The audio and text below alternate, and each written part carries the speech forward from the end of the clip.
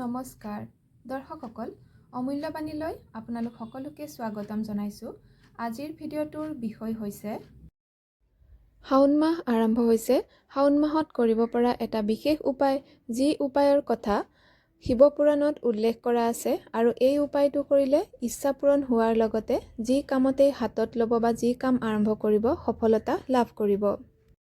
উপায়টো সোমবাৰে যিকোনো সময়তেই কৰিব পাৰিব। উপায়টো কৰিবৰ বাবে আপোনাক লাগিব গংগাজল আৰু লাগিব এটা যদি পাৰে চিচাৰ টেমা ল'ব, আৰু যদি চিচাৰ বটল বা টেমা নাপায় প্লাষ্টিকৰ হ'লেও ল'ব। তাতে আপুনি ভৰ্তিকৈ ভৰাই ল'ব জালুক। জালুক নিশ্চয় চিনি পায়, গোলমৰিচ বুলিও কোৱা হয়।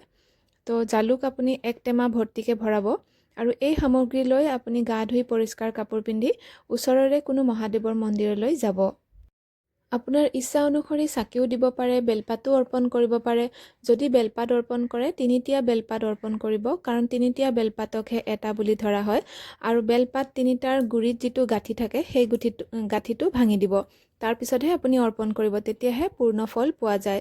আৰু এইখিনি কাম কৰাৰ পিছত আপুনি এইখিনি কাম কৰি থাকোঁতে যিটো টেমা লৈ গৈছে জালুকৰ, সেই টেমাটো শিৱলিংগৰ ওচৰতে থৈ দিব বা শিৱলিংগৰ কাষত থৈ আপুনি কামখিনি কৰি ল'ব। লগত লৈ যোৱা গংগাজলখিনি শিৱলিংগত অৰ্পণ কৰিব বা অভিষেক কৰিব। তাৰপিছত জালুকৰ এই টেমাটো শিৱলিংগত স্পৰ্শ কৰি লৈ আহিব ঘৰলৈ, আৰু ঘৰলৈ অনাৰ পিছত আপুনি য'ত চাকি দিয়ে সেই স্থানত এই টেমাটো থৈ দিব। আৰু যেতিয়াই আপুনি কোনো কামত বাহিৰলৈ ওলাই যায়, এই টেমাটোৰ পৰা এটা মাত্ৰ জালুক লগত লৈ যাব আৰু ঘূৰি আহোঁতে এই জালুকটো কোনো গছৰ গুৰিত দি আহিব। এনেকৈ কৰিব আপুনি সকলো কামতে অনায়াসে সফলতা লাভ কৰিব, আৰু কোনো মনৰ ইচ্ছা থাকিলে সেয়াও পূৰ্ণ হ'ব।